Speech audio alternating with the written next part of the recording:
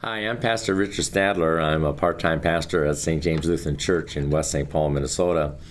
And I've semi-retired, and I've had a chance to study the Scriptures for over 40 years. So we hope that in these conversations, Ann and I can talk about the Scriptures that churches are going to be reading in their lectionary series on Sunday mornings, and maybe help you to look for certain things in those Scriptures. Ann?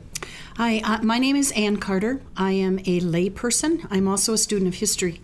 I have found that when I go to church on a Sunday morning, I hear things, but I don't really understand always what the pastor's talking about, and I don't always understand why an Old Testament lesson has been chosen to go with a New Testament reading.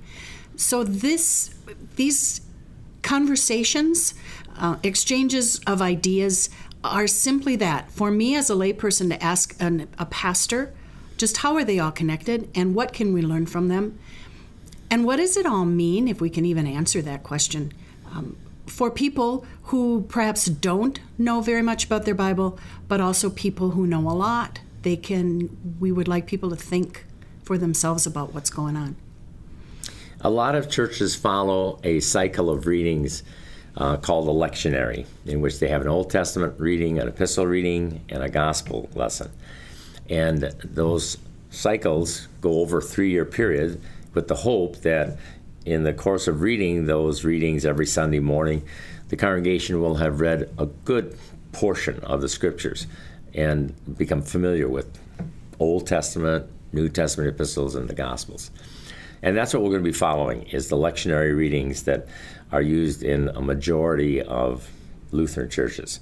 And they may be also used in other denominations, and so other people from other denominations might find these conversations worthwhile too. But we're hoping that as we talk about these texts very briefly, that they will help the listeners who are eavesdropping on our conversation to identify things to look for when they hear them in church or after they've heard them in church.